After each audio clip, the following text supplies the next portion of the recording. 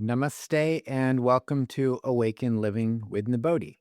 Today we're discussing a very, very important topic. You. Who are you? Who am I?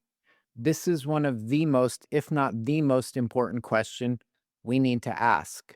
And it's the question we've been asking for millennia.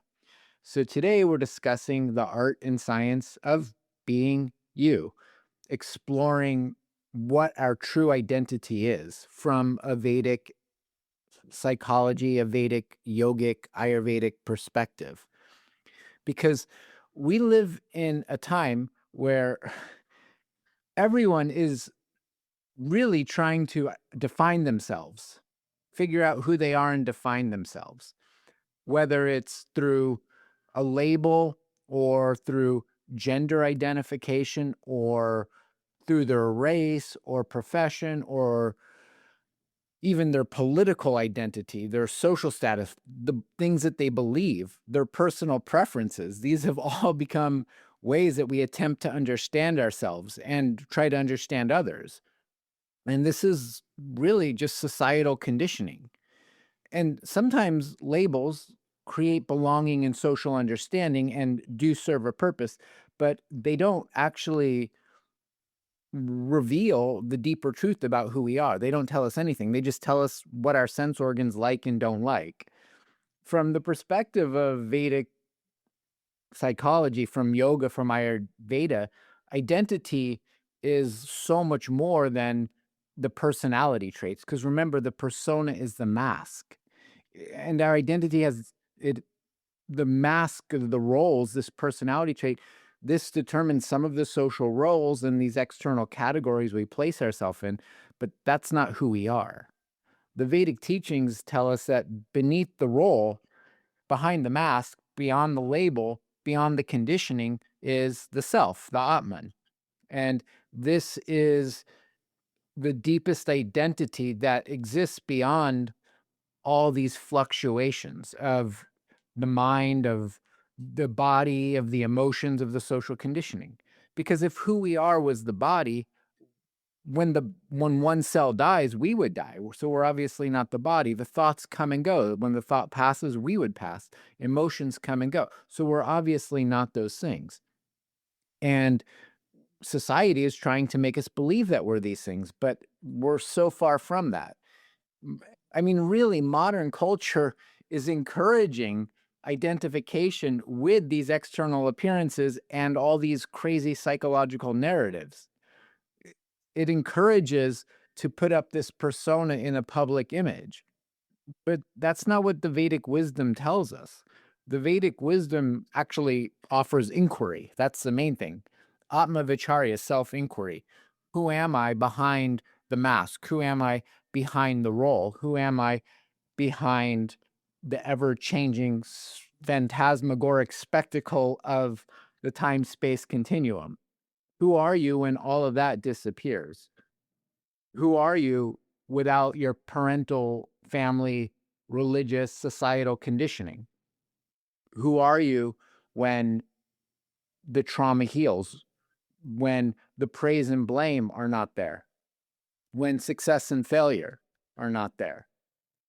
When you go beyond the self-imposed expectations and attachments or the societal ones? Who are you beyond all of that? That inquiry is really the foundation for living an awakened life, for living consciously, for really healing all the wounds of the past, for healing the false identification with the ego. And from an Ayurvedic view, we can see that from the doshas and the gunas. Remember, because Ayurveda recognizes that every human has a unique existence, has a unique prakriti, an origin, and different gunas. So remember, if this is your first time checking out this podcast, I recommend going back and listening to some of the foundational podcasts. But we have this dosha, vata, pitta, kapha, the three dosha types. We also have these gunas, these qualities of the mind, sattva, rajas, and tamas, and those exist in all of creation. But the doshas on a physical level affect our structure. They affect our emotional tendencies, our mental patterns, even our energy levels, our digestive capacity. The gunas and our dosha affects the way we communicate, our creativity, our behavior, our likes and dislikes. So that comes with the foundational framework of incarnating into a human body. Why do I like the music I like? I didn't choose to like the music I like. I just like it. Why do some people like vanilla? Some people like chocolate. They come with the operating system. So our constitution influences us, but that's not the entirety of who we are. We're the witness, the consciousness behind that. And there's traits set. So if there's a vata dominant person, they may be incredibly creative. They may be a visionary. They may be an intuitive. They may be highly sensitive. If there's a pitta person, they may be highly driven or intense, intelligent, ambitious, where the kapha type is going to be grounded, nurturing, loyal, stable. And all of those qualities, those patterns, those tendencies help to explain different patterns within human behavior, but they don't define the soul. And every single soul in a human body gets to express those in unique ways. An orchestra or a symphony may play the same song, but each instrument has to play its own part. And that's what makes the symphony so absolutely beautiful in this concert called the universe, the one song. And our suffering really occurs when we mistake our temporary mental and emotional patterns for who we are as our permanent identity. Okay. So instead of saying, I'm currently experiencing anxiety, we say, I am anxious, or I am angry. We could say, I'm experiencing anger right now, or the mind is experiencing sadness, grief. Instead, we say, I'm depressed.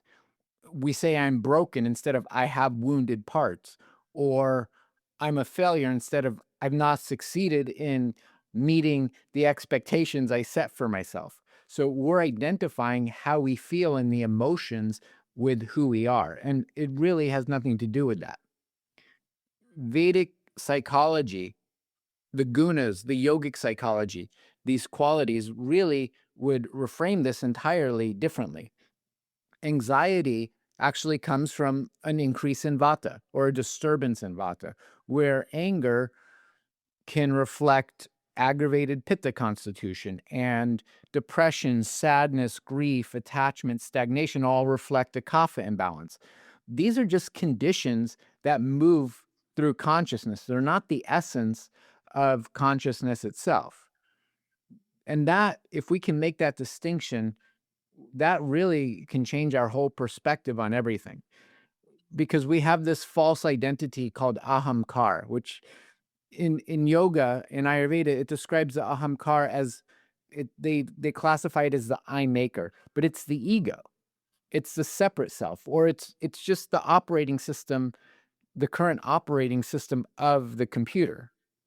But the ahamkar creates identity through its attachment to things, to roles, to the thoughts. It creates attachment to memories, to labels.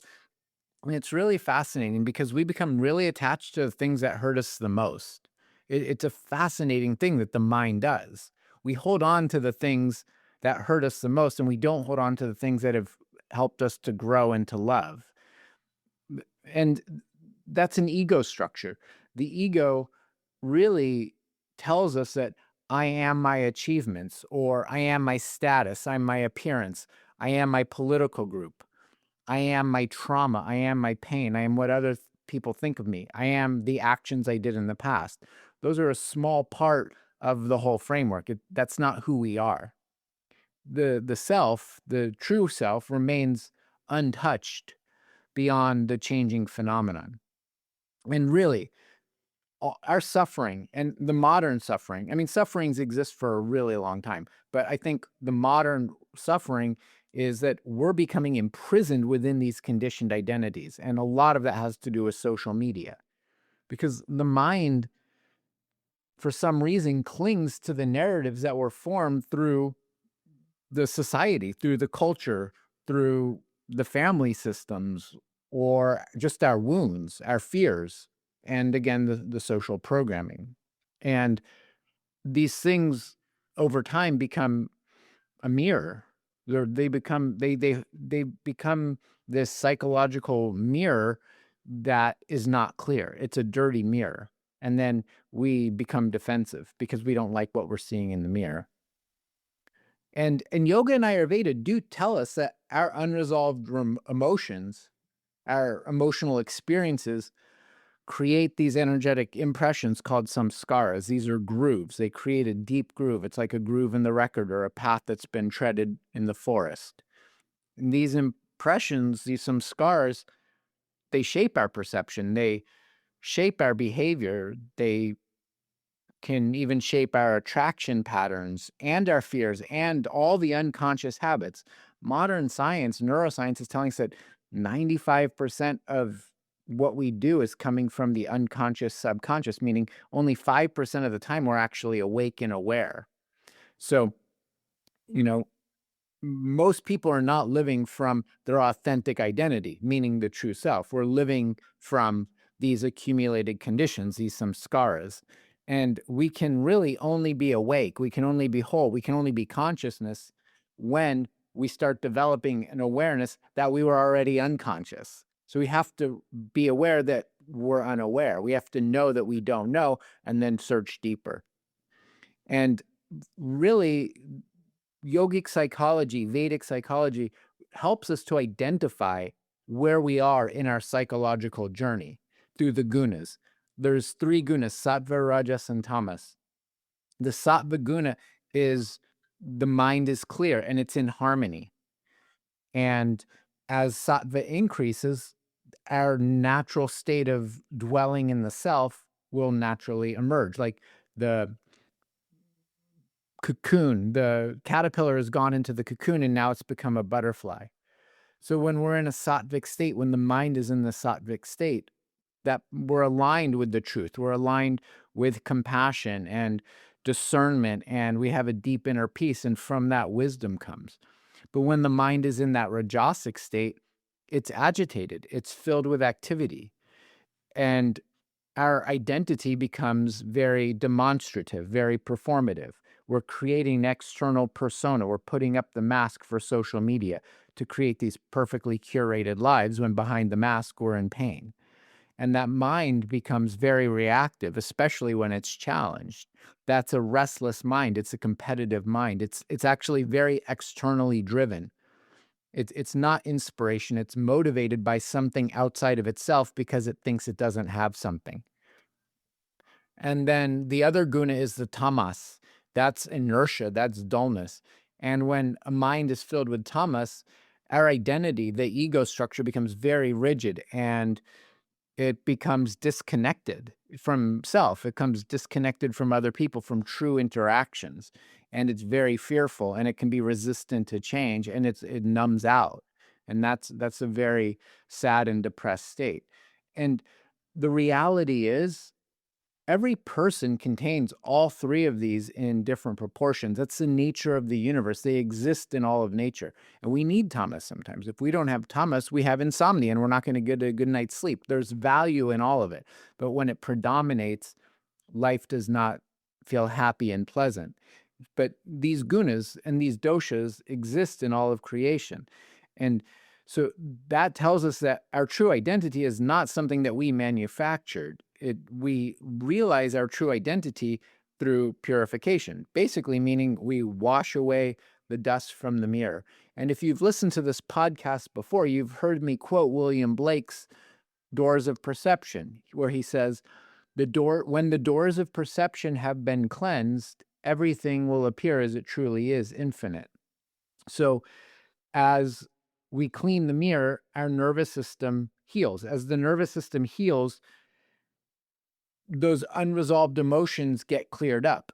And even then, our digestion improves, our mind gets quiet, and our consciousness, our mind moves toward that sattvic state. And we can start remembering who we are beyond all the survival patterns, beyond the adaptive child's reactions. Because who we are is beautiful. Creation is beautiful. The creation happened for love. Behind all of that is love. And it's complex. The human identity is complex. And yoga, Ayurveda, the Vedic teachings, they recognize that we're intensely complex. And they stated that we have layers to us called koshas. We have a physical body, that's the Annamaya kosha. We have an energetic body, the Pranamaya kosha.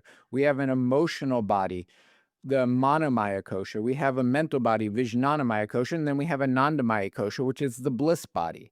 So we have these different layers to us. And the rishis also acknowledge that family lineage plays a big role. Childhood impressions, the environment, the trauma, the foods that we eat, the relationships that we have, the seasons have influences on us, media exposure, our spiritual practices, religion, all of this shapes our psychological experience. So there's no single one of us, there's no single human being that can fit neatly into any kind of simplistic category. So we need to get rid of categories. Right? Two people with the same dosha constitution may live completely different lives because consciousness expresses differently according to the karmic patterns, to emotional maturity, to the ability to regulate nervous system, and also through spiritual awareness. And identity evolves. It's an ever changing flow. As our identity evolves, consciousness evolves. As consciousness expands, the old identities will dissolve. Someone who once defined themselves through their pain may later define themselves through service, through creativity, through devotion, through wisdom, through an inner freedom, and they can teach other people how to free themselves from that pain. We need to be fluid. Fluidity creates growth, right? And in Vedic wisdom, there's a lot of talk now about your authentic self, your authenticity.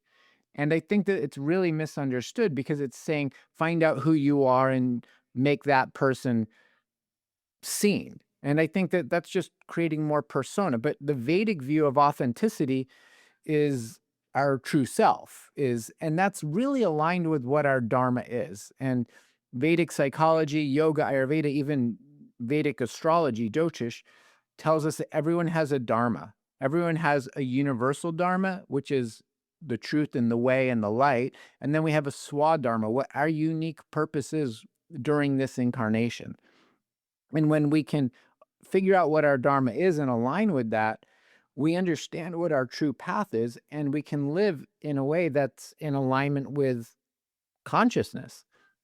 Because Dharma is also misunderstood a little bit. Dharma is not just our career, our job, or our social role. It's how the soul expresses itself in its deepest alignment with the harmony of life, and its deepest alignment with nature, which is all of creation. And living from that place of authenticity requires discernment, right? We have to ask questions. These all come from Ramana Maharshi in Atma Vichara and self-inquiry. We have to ask questions like what actions, what path, what thoughts, what external stimuli will bring the most clarity to my mind, and what situations are going to strengthen my nervous system so that it's regulated. What actions, what activities nourish my soul? And also looking at what then depletes us, what depletes our physical vitality, what depletes our emotional intelligence, what depletes our life force, and what increases it. What do we do in our life that aligns us with the truth, and what do we do in life that creates more suffering for ourselves? So we have to ask these questions. We need to do self-reflection if we want to really embrace being in our highest self. And Ayurveda says this too. Ayurveda teaches that health, like real health, is swasthya, to be established in ourself.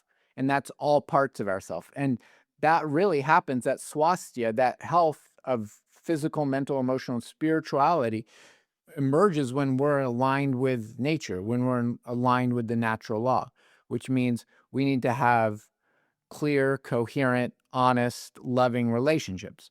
We need to eat the right foods for our body type. We need to get good rest. We need to have clear methodology of emotional processing. That happens through breath, through pranayama, through meditation, through yoga, through ethical living. And that also means having healthy boundaries when we're in relationship with people who don't have boundaries or cross our boundaries. We need to know what those boundaries are. It doesn't mean we're just being walked over all the time. And we need to have purpose, purposeful action. A friend of mine, Michael Franti, said, the purpose of life is to lead a life full of purpose. And I have found that completely true. It completely aligns with yoga and Ayurveda and the Vedic philosophy. So authenticity is not reckless self-expression. And I think that that's what a lot of it's been translated as, and people are just doing whatever they want in the name of being their authentic self. It's not that. It's not this just reckless self-expression. It's conscious alignment. And that requires a lot of self-inquiry. It requires work. It requires looking at the darkness, at our shadow, and being at peace with the shadow, because that's part of us. And another thing, actually, in the last 6 years, it's 2026. The last 6 years have been really intense. From 2020 onwards, the pandemic forced many people into deep self-confrontation. And we met it either with waking up, and I see people waking up at exponential rates, or we just numbed ourselves out. I really see it as this big polarity. But the pandemic made people look at themselves, and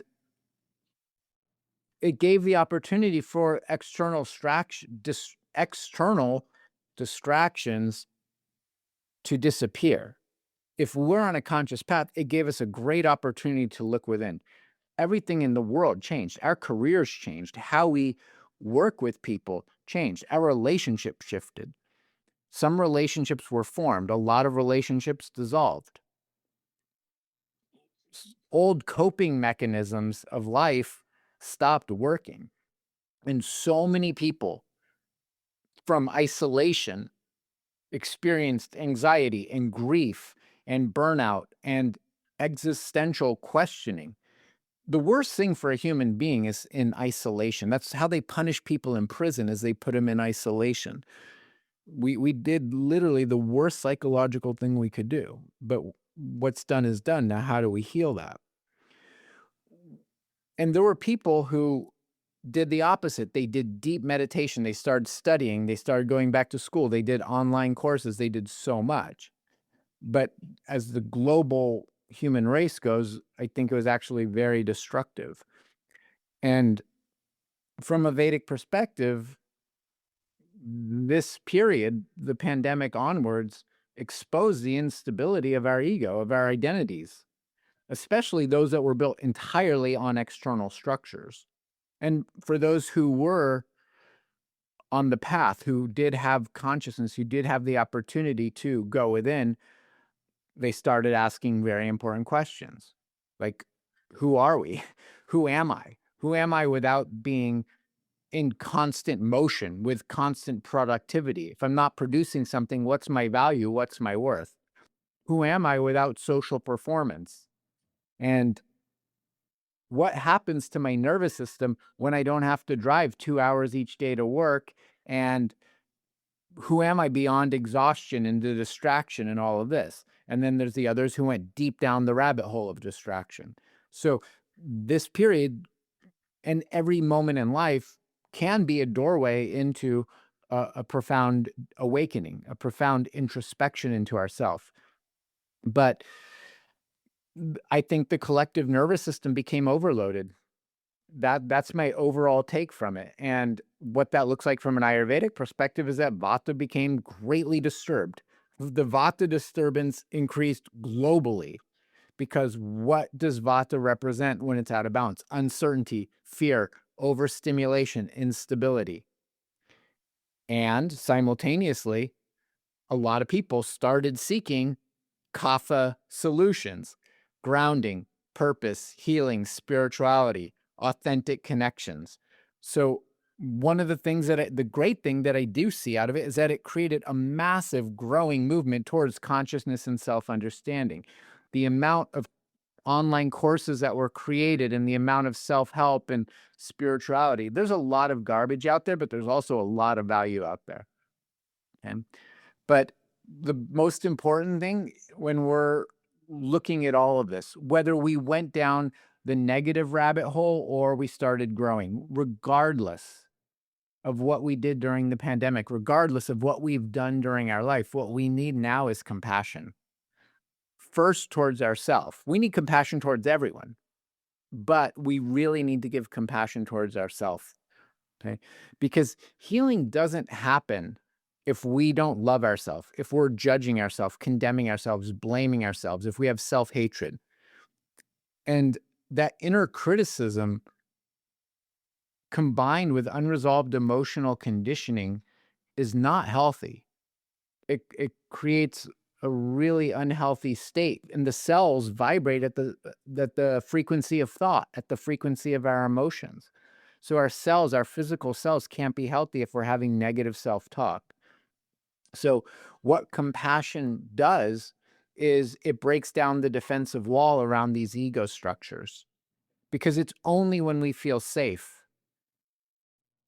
enough that we can face ourselves honestly. But we have to have safety first. And only in that safety can deep transformation happen. But when we feel safe within ourselves or within a counseling office or with some friends, a community, a circle, a council, when we feel safe, we can acknowledge the fear, the insecurity, the jealousy, the anger, the attachments, the loneliness, the shame, the guilt, all of it, all these emotions that keep us stuck and locked in chains of the ego.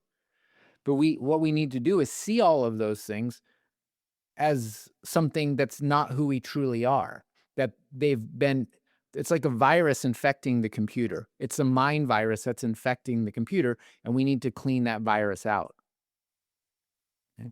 Remember, those things are not our permanent identity. They're just part of the human experience, and who we are is the awareness behind that. So we need to have tools to start identifying with the awareness versus that which we're being aware of.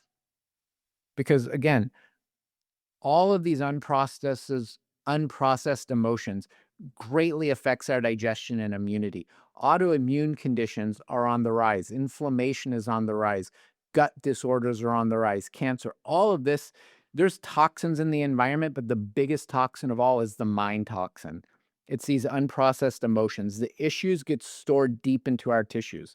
It creates sleep disorders. It creates the hormonal imbalances. The inflammation. It creates depletion of our ojas, our vitality. So being honest with our emotions and how we feel and being feeling safe enough to be vulnerable is a major part of healing. Okay? But to do that, we need discipline. We need to love ourselves enough to discipline ourselves. Okay? In Sanskrit, there's a word called tapas, which actually means to just generate heat. But that heat is for purification and transformation. It's not to burn us up. It's not to be an ascetic sitting in a cave in the Himalayas wearing a loincloth and ashes. I mean, you can do that if you want, but that's not what it is. It just means to heat up, to purify something, to sweat it out. It means to burn away anything that's no longer serving, to burn the rubbish. Part of that transformation, which I think is actually really healthy, is learning to say yes and to say no when we mean it.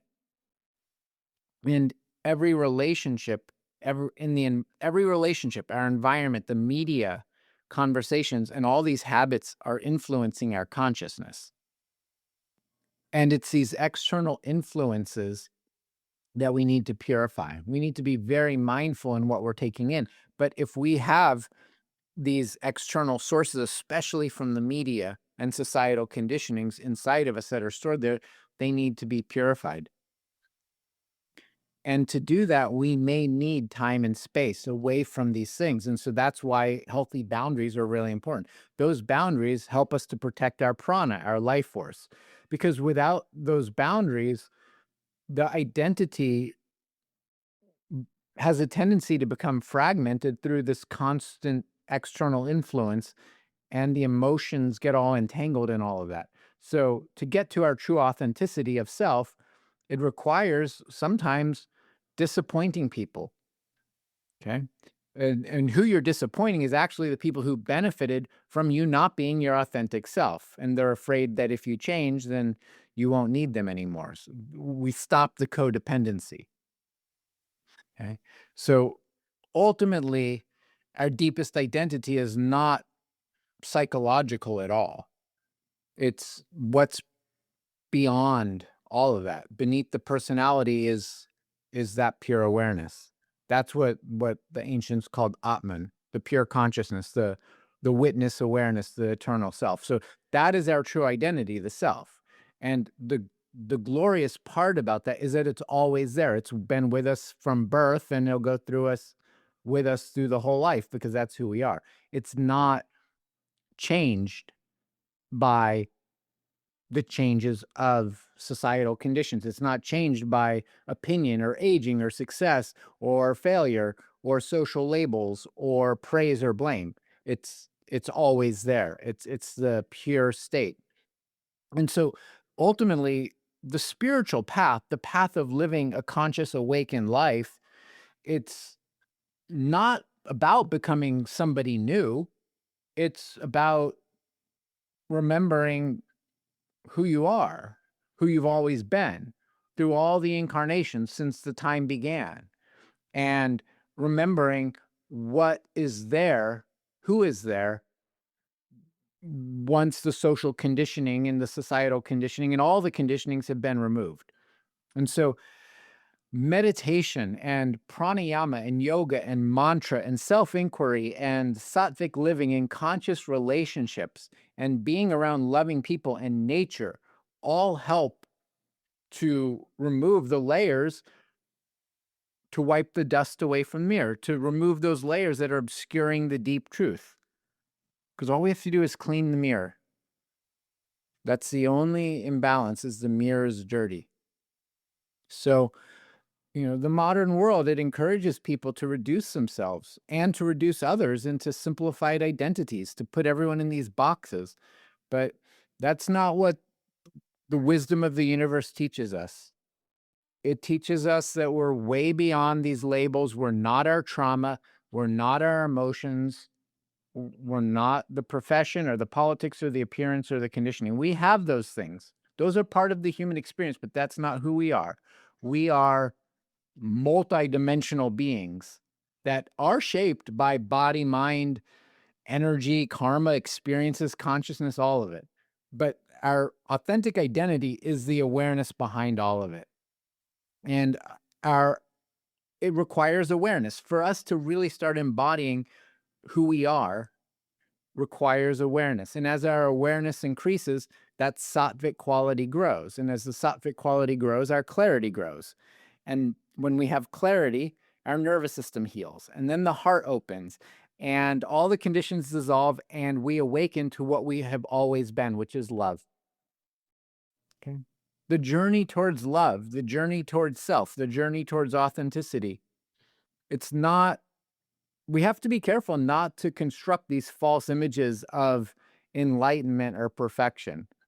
It's simply about living in alignment with the truth, in filling your heart with compassion and wisdom and vitality and prana and nature, and seeing the world and the creation as beauty. That's consciousness. And when we can recognize that in ourselves, we can become able to see that in everyone else. Because the reality is, there's one of us in drag. It's a costume party for consciousness. And so from that awareness, a more conscious and compassionate society can emerge. When we can see the beauty in God and Goddess in each other, we can live a beautiful life in Dharma, in alignment with our true self. That is the art of being you. That is the art of our genuine identity. It's our God self, our Goddess self, our divine, loving, compassionate, unconditional, loving self.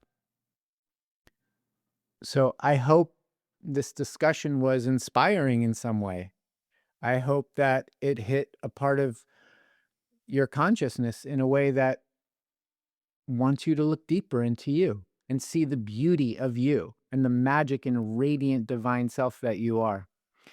If today's episode was inspiring, beneficial to you in any way, please rate it, review it, subscribe, share this with other people who you feel may benefit, and feel free to leave your comments, share your experience, share your wisdom, share your journey, because it's through these conversations that we grow and expand and become more loving and more unconditional.